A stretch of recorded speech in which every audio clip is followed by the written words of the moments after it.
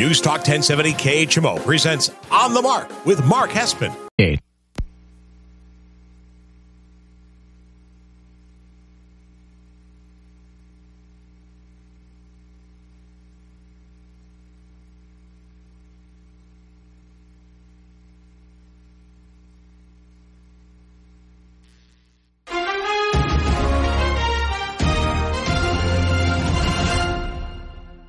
News Talk 1070 KHMO presents On the Mark with Mark Hespin. On the Mark is powered by Cunis Country Honda Hyundai, your number one Honda and Hyundai dealer in the tri-state area at 221 North 36th Street, Quincy. Faith, family, and giving back. That's Cunis Country. And now, here's Mark Hespin. Good morning, Tri-States, and wherever you may be listening on the News Talk 1070 KHMO app. This is On the Mark. I am Mark Hespin, brought to you by Cunis Honda Hyundai, your number one Honda and Hyundai dealer in the tri-state area, 221 North 36th Street in Quincy. You got to ask them about the lifetime powertrain warranty on new and used vehicles. Tell them Mark sent you. This is episode 244 of On the Mark here on this July 20th, 2024. Hannibal Barbecue Fest in Hannibal tonight. Can't wait to be down there for that. Come out and see Sam and I, my co-host on 97.9 Kick FM. It's going to be a lot of fun. We are brought to you by Cunis Honda Hyundai, your number one Honda and Hyundai dealer.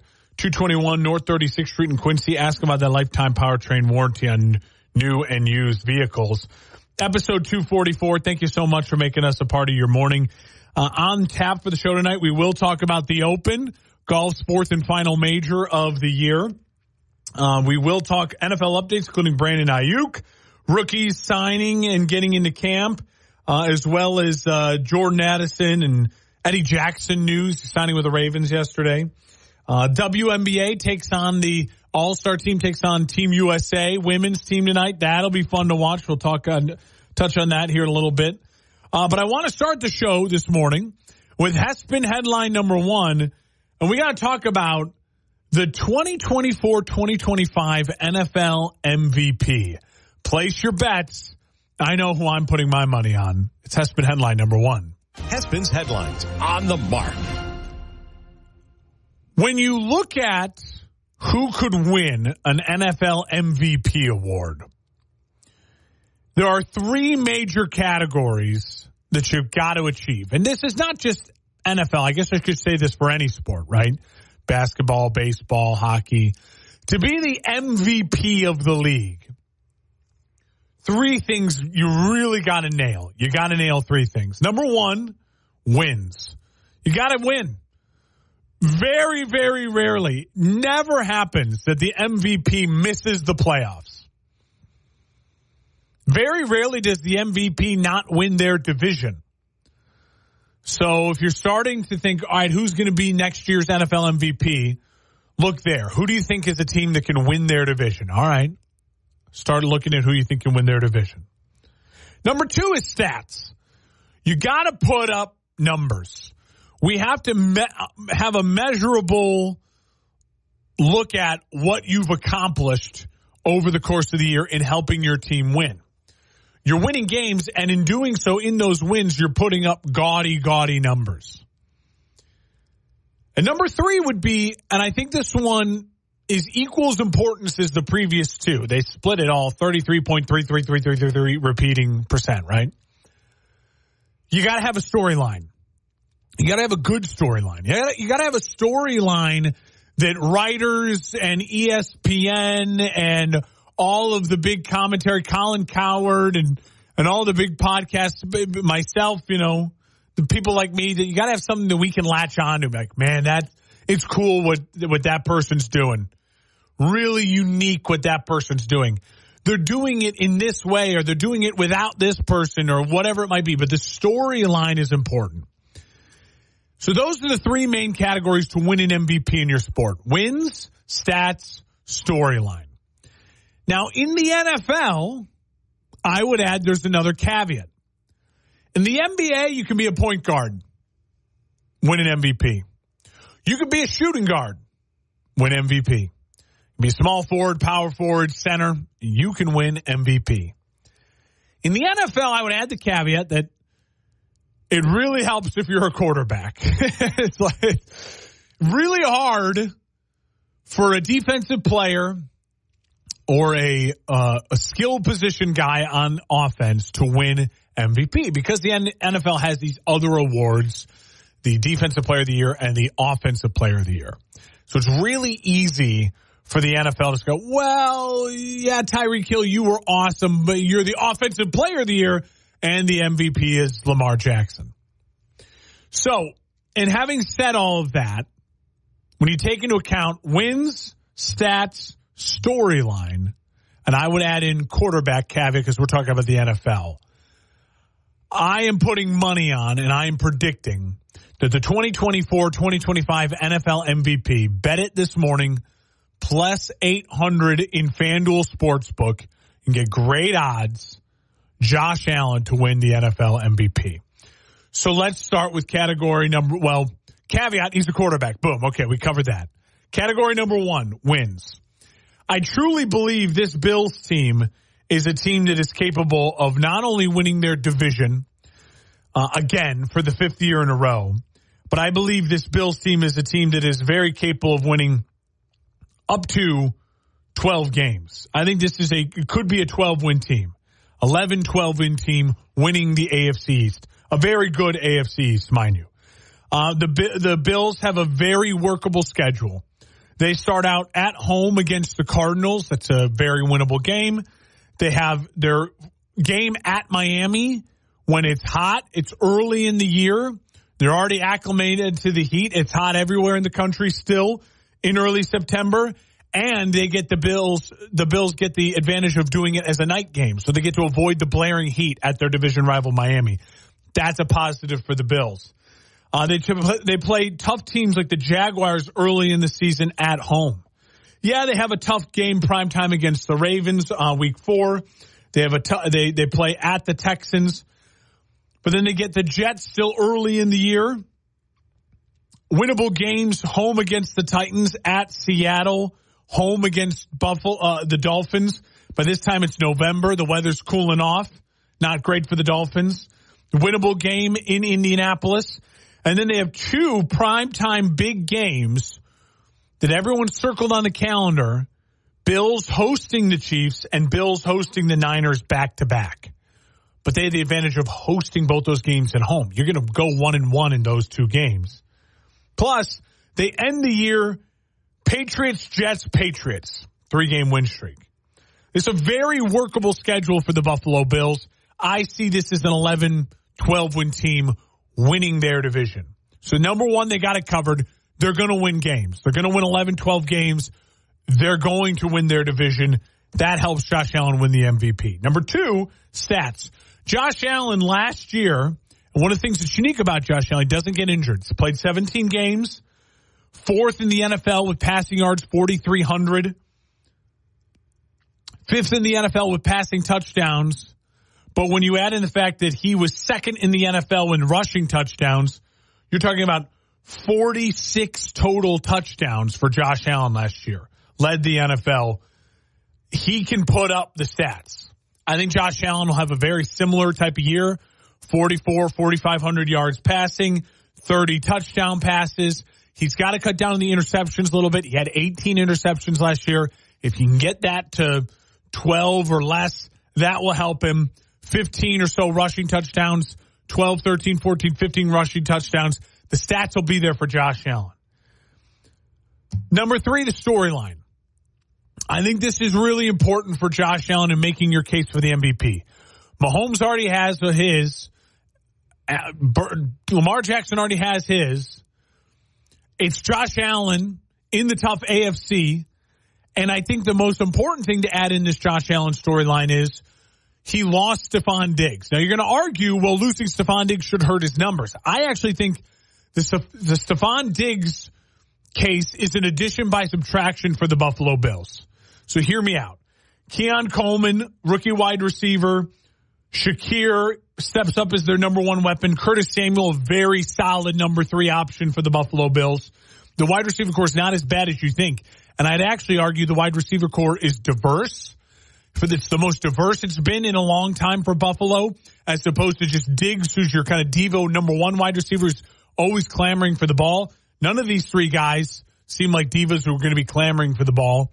And the opposite, the person that you always had opposite of Stephon Diggs was just a big play receiver, was just a deep ball threat. And so now you have, to me, a really diverse, solid, no diva wide receiver core for Josh Allen to just get the ball to the right guy whenever it's right for the offense. I think that's huge for Josh Allen. And I think he's doing it now in year 6 where he's smart enough, he's capable enough, he's seen enough to where he can control the offense in that way. And then you add in Dalton Kincaid, a top 10 tight end in the NFL, a great rookie year last year, and a guy who's ready to pop off to be maybe the number one target for Josh Allen. So I think the storyline will be he lost his number one guy, and yet the Bills are in first place in the AFC East. They win 12 games, and Josh Allen puts up career numbers. All of that sets up to me perfectly for Josh Allen to win an MVP next year. Now, I put money on Josh Allen plus 800. I think the value is good. The odds are good. He's second behind Mahomes. Mahomes at plus 500. Listen, if you're a Chiefs fan and you want to put money on Patrick Mahomes winning the MVP, it's not a dumb bet. Mahomes is the best quarterback on the planet. I think there is going to be a lot of media attention around Mahomes next year. His wide receiver core, again, kind of up in the air with Rashee Rice. We don't know what he's going to be doing. If he's going to play, how much he's going to play this year with the offseason trouble that he's got himself into. And, of course, there's always going to be national attention on the Chiefs. That adds into the storyline because of Travis Kelce, Taylor Swift. They're the Chiefs. So it's not a dumb idea. Not saying it's a bad bet. But the next, to me, other bets that I would say, these are ones I would consider. They have elements to the MVP case. I don't think they're as strong as Josh Allen's. I think Josh Allen is the strongest case. I just laid it out for you. I think he's an A+ on all three categories: wins, stats, and storyline. But I think there's a couple other names to look at. So let me give you a couple other names, guys I would consider putting money on. I'm going to go with Josh Allen, but I understand why you would think about these guys. The next one will be Joe Burrow at plus 1,000. So here's the case that I think Joe Burrow is obviously a quarterback. He obviously, I think, is going to put up stats.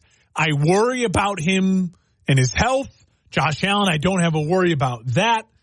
Also, I do think wins are going to be there for the Bengals. He has an advantage in the sense to where if he can win the AFC North, it's a tougher division than the AFC East. That helps Joe Burrow's case for being the MVP. What hurts Joe Burrow's case for being the MVP is the fact that Joe Burrow has two incredible wide receivers. He has the best 1-2 punch at wide receiver in the NFL. So you can make the argument that, well, Joe Burrow is doing it with Jamar Chase and T. Higgins, whereas you look at what Josh Allen's doing it with. He lost Stephon Diggs, and he got his team to win their division and all that stuff. So I think that obviously plays into it. Now, I do think the Bengals' season is very workable. They start off the season with 4 really winnable games. They host the Patriots week 1. Then, they go to Kansas City. That's a tough game. They'll probably lose that game. But then they host the Commanders at the Panthers, host the Ravens. That's a coin flip. And then at the Giants. They could be 5 wins, 6 games into the season, or 4-2 at worst. So it's a very, very winnable start to the season for the Bengals. And to get that Joe Burrow momentum going, plus 1,000, I can understand why you'd want to sprinkle on Joe. Why I chose Josh over Joe? 2 main reasons. Again, Josh is doing it, I think, better storyline with less. Joe Burrow will have that kind of, throw him the Comeback Player of the Year award because he was injured. Also, I do trust Josh Allen staying healthier over Joe Burrow. Number 2, the other person I would consider, and I wouldn't shame you for throwing money on this person. I think it's a very, very solid choice, and the odds are even better. And that is Jordan Love plus 1,400. Again, he's a quarterback. Again, Jordan Love is in a division to where if he can win the division, it's a very good division with Detroit, with an upcoming Chicago team and a very solid Minnesota team. If he can win that division, all signs would point to, yeah, okay, that makes a ton of sense. They beat out good teams. They have a winnable schedule. I think this Packers team very much could win double-digit games. Tough game at versus the Eagles in Brazil to start the season. But then they have winnable games against the Colts, Titans, Vikings, 3 weeks in a row. Then they get a stretch where they have the Cardinals. They also have games late in the season against the Saints team, against a Vikings team, against the Seahawks team that I think will all be very winnable games for the Packers. I definitely see the Packers as a double-digit win team. Why am I going with Allen over a Jordan Love? I don't think the Packers are going to win their division. I think that hurts them. I think it's hard to win the MVP and not win your division. I do think the Bills are going to win their division, so that's an edge to Josh Allen. And then I also think Jordan Love's young weapons are about to explode and I think show up and show off the charts here. And you're going to still have the argument that Josh Allen's doing it with less compared to a Jordan Love. But plus 1,400, good odds. I get why you'd want to sprinkle. There are two other teams, players that I would think you should strongly consider. Now, I am not going to bet these guys, but I think I get why you do it. The odds are crazy. I think their odds should be higher. They're both at plus 3,000, and that's Matt Stafford and Trevor Lawrence. Okay, so let's walk it through here. Negatives to Matt Stafford, he's in a division with the Niners. Can he win the division? If you think the Rams can win the division, put money on Matt Stafford to win the NFL MVP at plus 3,000. That's great odds. He should. I'm shocked that his odds were this low. I figured he'd be around Jordan Love at plus 1,400. No, he's at plus 3,000. That's crazy. So you could put $20 on that and have a nice return if you think that the Rams are going to win their division. He does have big weapons, so I think that will impact him a little bit in the Joe Burrow. It's like, well, he's doing it with Nakua and Kupp, and look at those guys are incredible wide receiver weapons.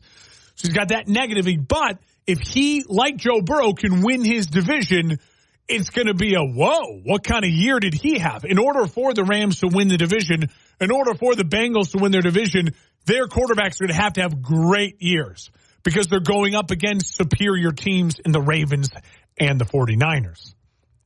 Same with Trevor Lawrence. If you think Trevor Lawrence can have a bounce back year and you think the Jags are capable of winning their division and beating out C.J. Stroud, and everyone's loves C.J. Stroud, I think he's at like plus 900 or plus, something like that. He's got way better odds than Trevor Lawrence to win the MVP. So if you think the Jags are actually going to win that division, sprinkle on Trevor Lawrence. Because if the Jags win that division, I'm telling you, they're going to win it as a 12-win team and maybe be the number one overall seed in the AFC. If you look at the Jaguars' schedule, let me bring it up here. Give me a second. But if you look at the Jaguars' schedule, I'll tell you what, it is way workable for them to be a 12, 13-win team. And if they are able to do that, well, then absolutely Trevor Lawrence is got to be in the MVP category. 2 games against the Colts, 2 games against the Titans. They should win both those games. They also have games against the Patriots. They have games at home against the Packers. They play the Vikings. They also get late in the season the Jets at home. They play the Raiders. So you can find a way for the Jags to get to 12, 13 wins maybe if you believe in Trevor Lawrence. And at plus 3,000, it's worth sprinkling money on. Anyone else, I just don't think it's worth wasting $10, $20 and putting money on it. Don't do it. Don't do it. But I think Josh Allen's my favorite. I think he's going to win the MVP this year. I believe that he's going to have a great season.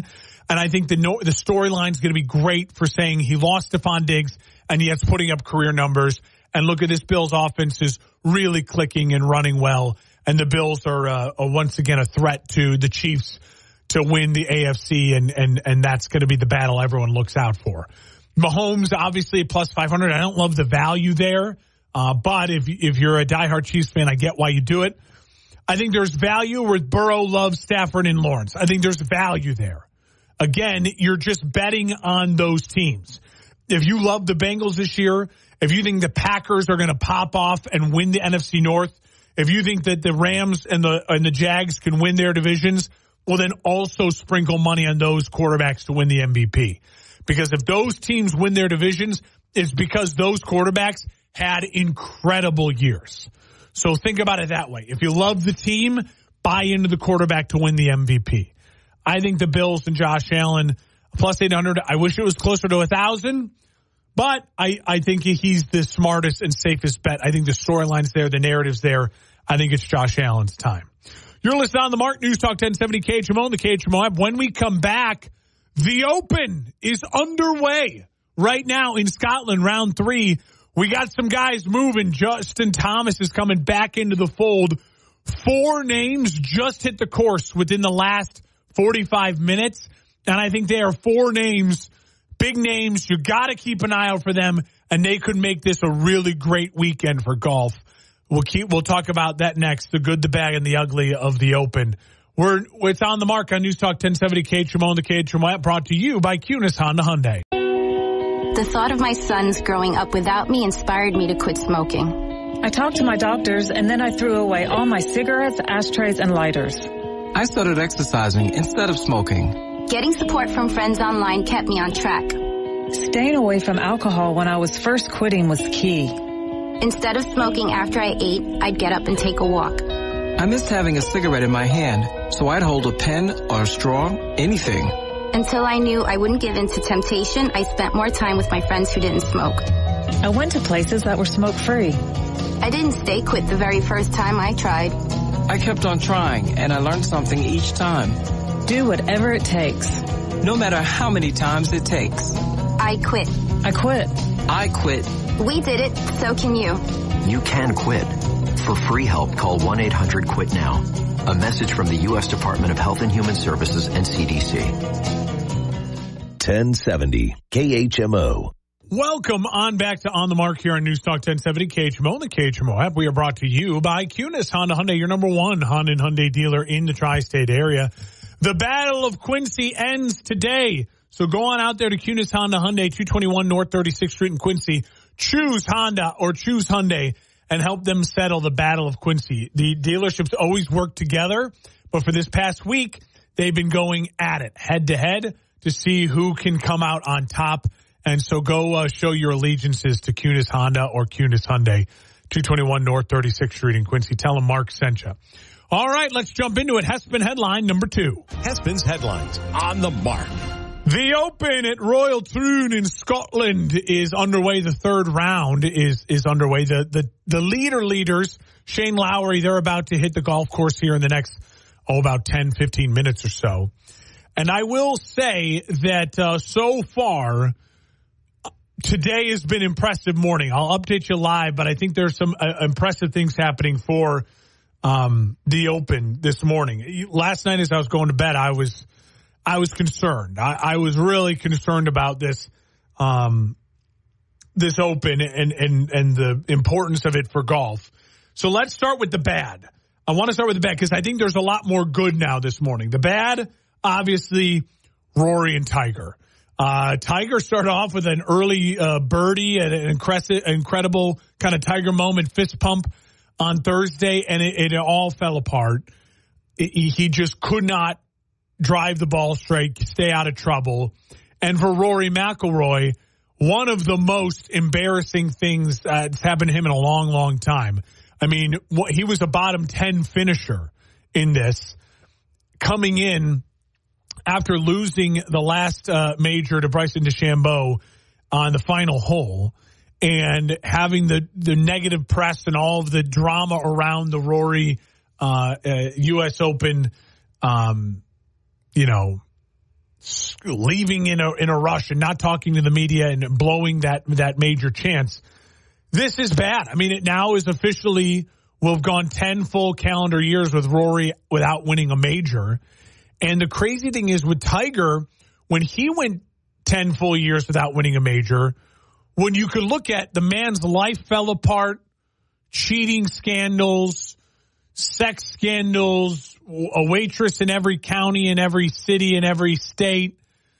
You had horrible back surgeries, horrible knee surgeries.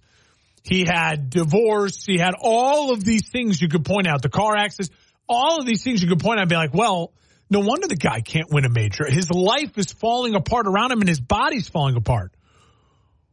What's been Rory's excuse the last 10 years? Rory's excuse has just been Rory McIlroy can't win a major. It's just wild.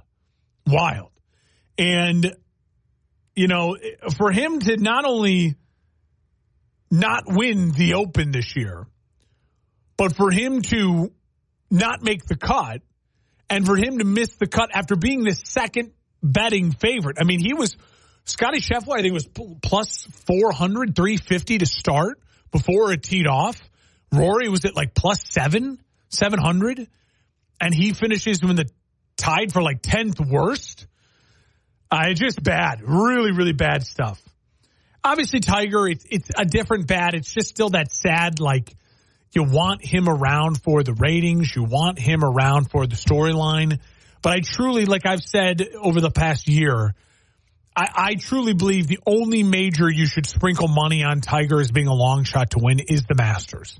I think the Masters is just the one where he knows the course so well. He doesn't have to travel as far. It's a home away from home for him. There's something special about it. And so I just don't think any other – I mean, now, I don't know where all the next PGA Tours and the next PGA Championships and the next U.S. Opens are. There might be a golf course in there that fits his game perfectly with less physical, like dominating as far as the walking goes and all that you can make the argument someone out there, a real golf nerd. But until that happens, until we get to that, I would just say enjoy whatever moments you can get from Tiger at the Masters, and maybe he can make some cuts and be interesting. But otherwise, you're just dumb if you're betting Tiger to compete and to win at Opens and U.S. Opens. I just don't think it's going to happen anymore. I would also say some other big names that just disappointing. Obviously, Bryson DeChambeau missed the cut. Tony Finau, Ricky Fowler missing the cut. You have Will Zalatoris missing the cut. Victor Hovland missing the cut. And then the young superstar that everyone keeps talking about, everyone keeps raving he could be the next it guy on the golf course to compete with Scottie Scheffler. Ludvig Åberg of Sweden couldn't make the cut. So that's not good for the golf. That's the bad, right? That's the bad. The good is there's a lot of good. Shane Lowry's on top of the leaderboard. He's about to tee off in about 10 minutes from now. He's a one-time major champion, one of the premier European golfers. So I think even Shane Lowry has name recognition for casual golf fans like me in America. That's good. Justin Rose teeing off. He's at -5. Again, a premier European golfer and has good name recognition in America. And then you look at Xander Schauffele, a major winner this year. He is at 2 under, -1 on the day, 2 holes in. That's great. Scottie Scheffler just teed off, starting his round at 2 under, the best golfer on the planet. That's great that they're in competition. And then I would add, you look at, there is a group of guys, 4 names. They're all about 3 or 4 holes in at this point in time. They're all at +1. They're all lurking. If any of these guys can make a run today and get low numbers, Jon Rahm, Colin Morikawa, Dustin Johnson, Brooks Koepka. Colin's got 2. Brooks has got, 5? Dustin Johnson's got 2. Jon Rahm's got 2, I think, majors, 1 or 2. All of them major champs. All of them incredible name power. All of them within 7-8 shots of the lead here now as the weekend starts. If any of them can make a run. Justin Thomas, he was leading after day one. He had not leading, but a really good day after day one. He come out today and shoots a -4 to get back to even. So JT now is going to hope that, hey, the leaders can struggle. The afternoon guy, the late morning afternoon guys can put up, bigger numbers and stick that. Can they stay around 5-6 shots of the lead? Can Shane Lowry, Justin Rose, Brown, can they struggle and end up only around -5, -6, -7 and stay here? And everyone can hope that they're going to be within 3 or 4 shots. But look at that group. Over the next 4 hours of watching golf, 3 hours of watching golf, you have Rahm, Morikawa, Dustin Johnson, Brooks Koepka, and you have Scotty Scheffler and Xander Schauffele. Can any of those 6 names make a real run here at the leaderboard? That would be great for the Open. That would be great for golf and the majors and the TV partners for Sunday, that you have 2 or more of those guys up there with a Lowry, with a Rose, major winners, big names, Americans, Europeans competing at a beautiful golf course. And Links Golf is just different at Royal Troon. Jason Day also hanging around, a former major winner. He's at, I think, even right now, just getting his day started. So there's big names. It's a nice crop of people for the Open. But I do think that the story really is Rory just being an absolute basket case at majors. He can't do it. I've said it now for 2 or 3 years. I will not bet Rory McIlroy to win. I haven't bet Rory McIlroy to win a major in 3 or 4 years. It's just no point. There's no point.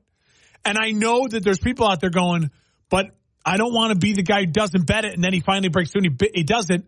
It's not worth losing the money 4 times a year for you to maybe cash in that one time. I mean, if you've been betting Rory to win a major consistently now, God bless you. I hope you keep riding out and eventually you can break even when he does win. But the problem is his odds are always so high because he's one of those golfers that wins tournaments and always looks good going into a major and then falls flat in his face. And this was a disaster. I mean, coming off of the bad PR after the U.S. Open and the meltdown for him with the media and actually on the golf course, he needed to have a really nice weekend. He needed to have Rory McIlroy, like I need to be talking about his name with Morikawa and Brooks Koepka right now. Hey, he's lurking, look out. And was one of the 10 worst golfers on the golf course this weekend. Just bad, just brutal.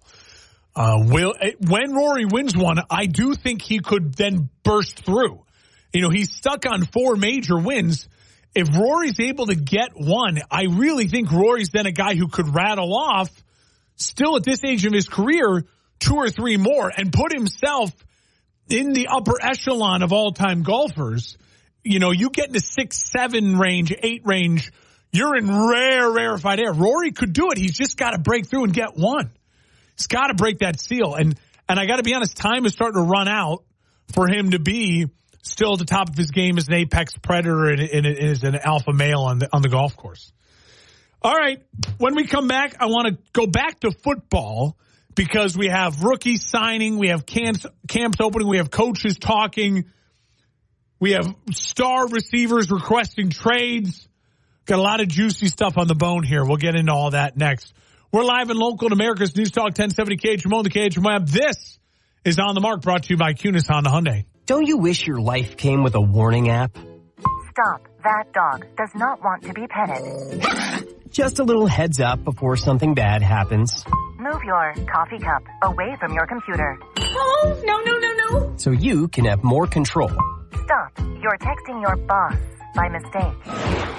Uh-oh. Well, life doesn't always give you time to change the outcome, but prediabetes does. With early diagnosis and a few healthy changes like managing your weight, getting active, stopping smoking, and eating healthier, you can stop prediabetes before it leads to type 2 diabetes. It's easy to learn your risk. Take the 1-minute test today at doihaveprediabetes.org.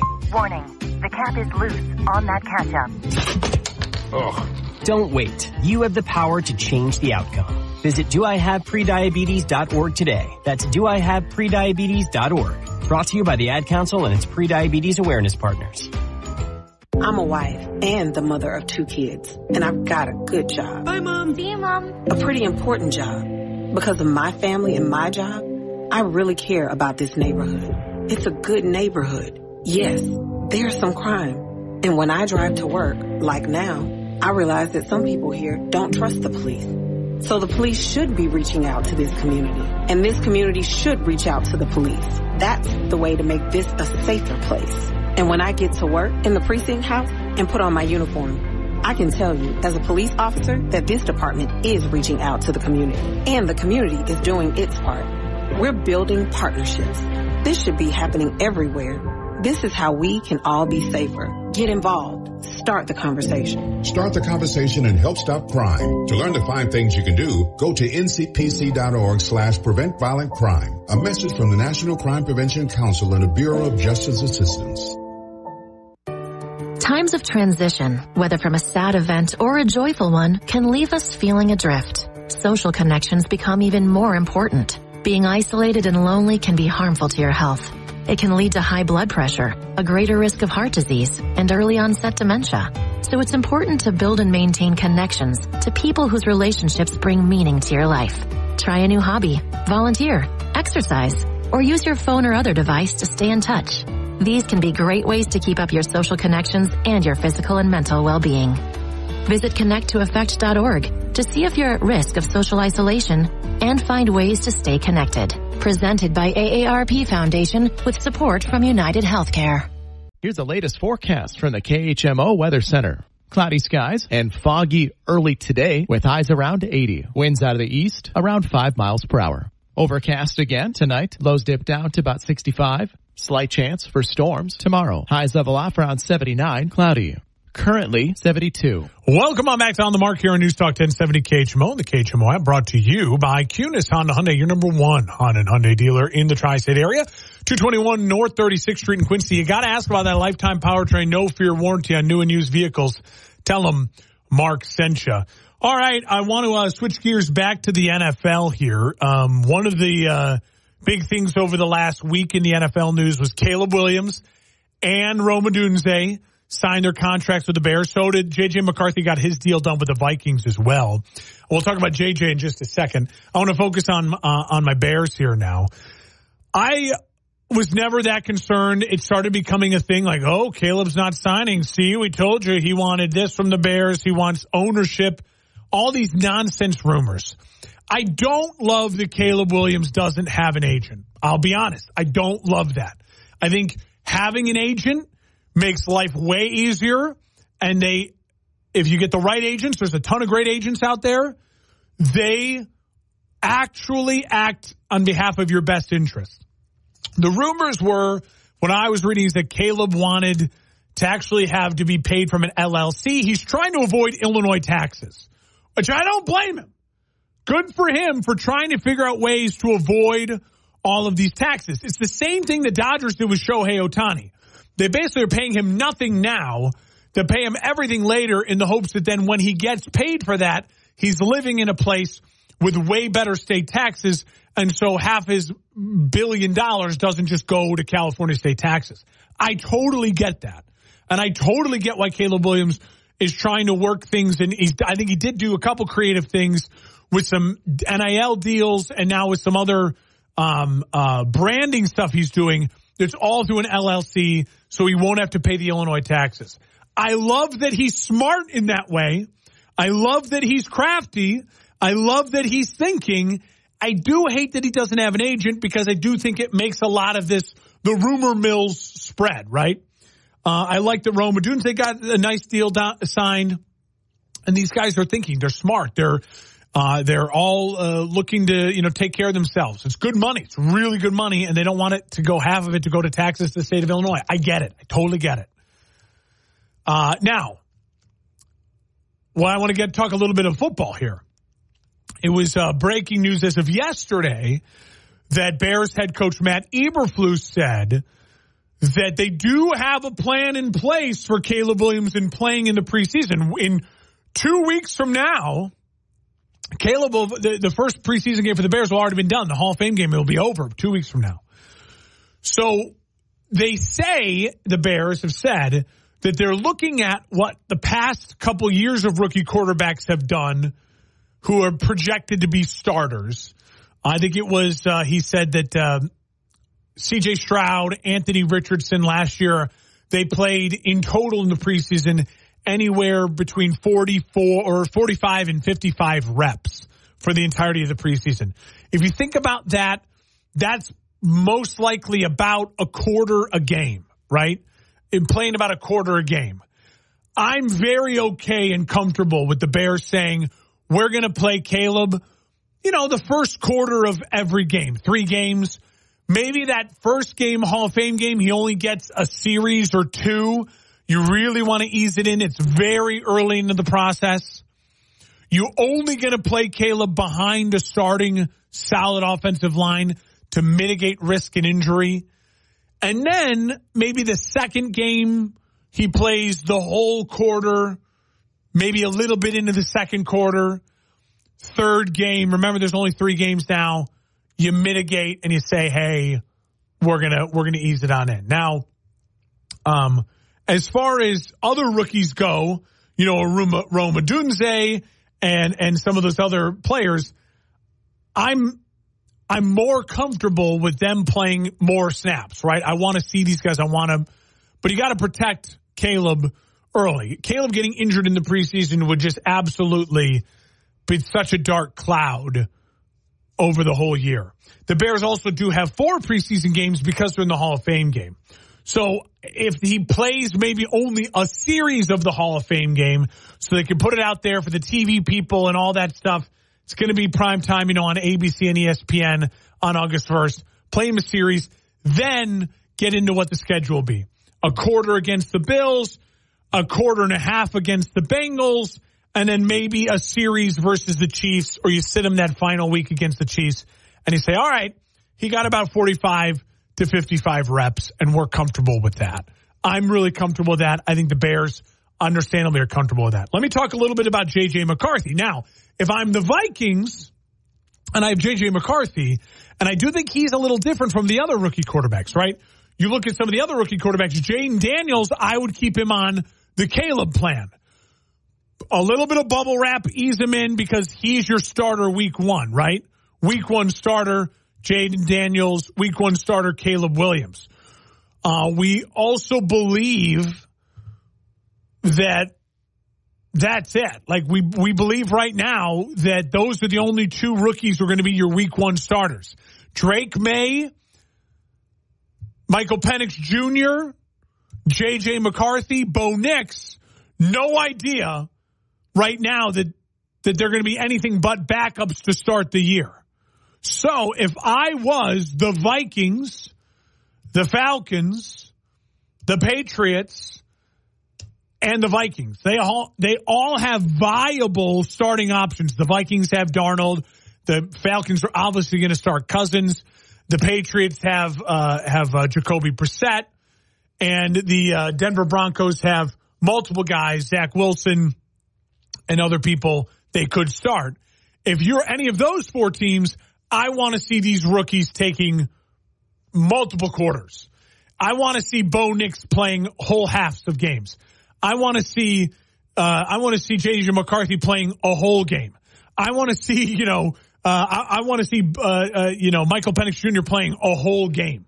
You can risk it in that regard because you have starters and your fan base isn't expecting those guys to be the week 1 starter savior of the franchise.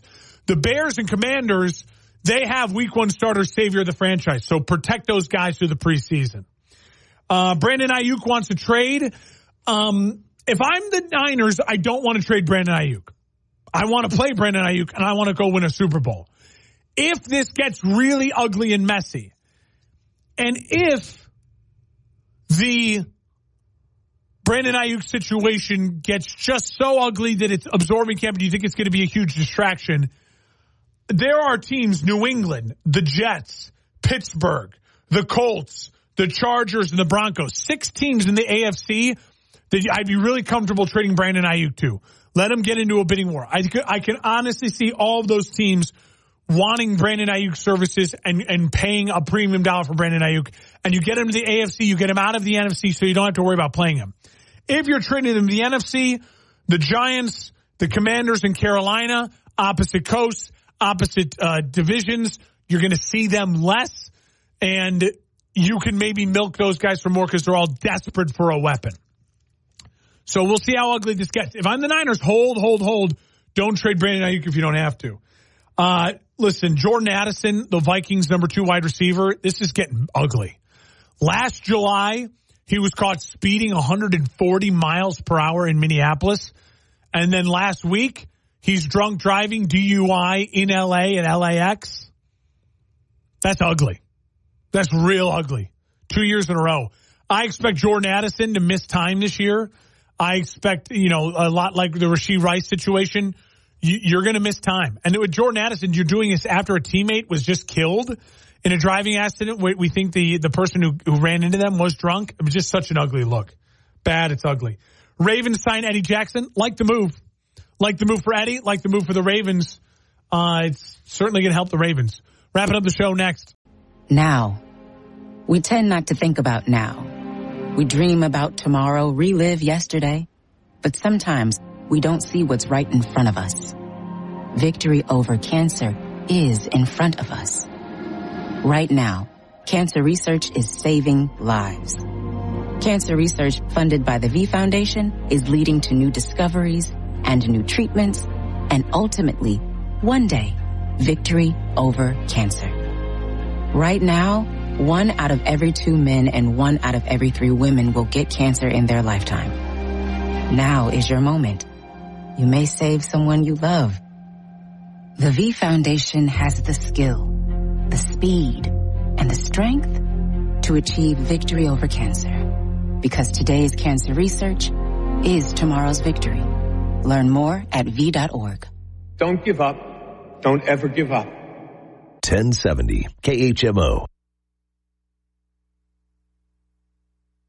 Welcome on back to On the Mark here on News Talk 1070 KHMO and the KHMO app, brought to you by Cunis Honda Hyundai, your number 1 Honda and Hyundai dealer in the tri-state area, 221 North 36th Street in Quincy. You can ask about that lifetime powertrain warranty on new and used vehicles. Tell them Mark sent you. I truly want to thank Cunis Honda Hyundai for being a part of On the Mark for 4 full years.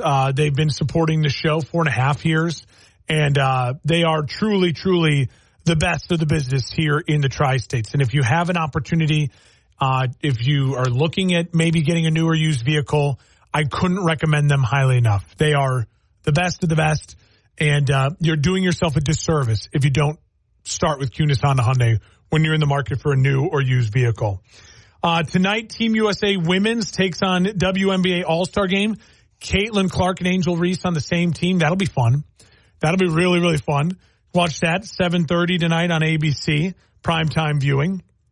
Alicia Gray from the Atlanta Dream, she won the 3-point and the skills in the WNBA last night in the All-Star weekend. That's impressive. I just want to take this opportunity in this moment to say my first ever episode of On the Mark was on August 10th of 2019.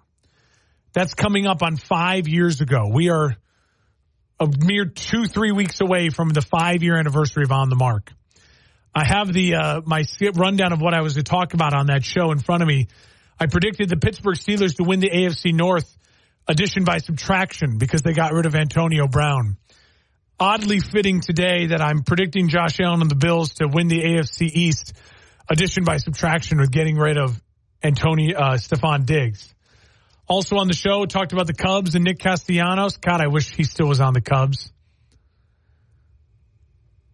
College football, Bama and Clemson 1 and 2 again in the preseason poll.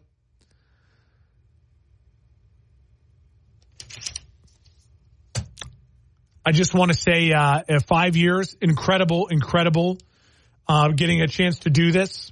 I really appreciate everyone who's been with me for these 5 years of On the Mark. 244 episodes of On the Mark on News Talk 1070 KHMO and the KHMO app. Very special to me. Whenever anyone asks me, what do I love about my job? I always get to say that, hey, I've been doing Mornings with Mark and Sam for 5.5 years, but I've been doing On the Mark for 5 years. And for the company to trust me, to give me this time slot, which started as a half hour, and I grew to an hour every Saturday morning. It's my little sanctuary. It's my favorite thing that I get to do. And to win an NBA award was very much icing on the cake for Best Sports Personality in a Small Market 2 years ago. To show that, hey, we're doing something right. I appreciate it. And enjoy this weekend of sports. Enjoy it. Reach out to me on Twitter at Mark Hespin, on YouTube. Stay tuned with me on YouTube at Mark Hespin, MarkHespen. Thank you to Kunis Honda Hyundai. It's on the mark.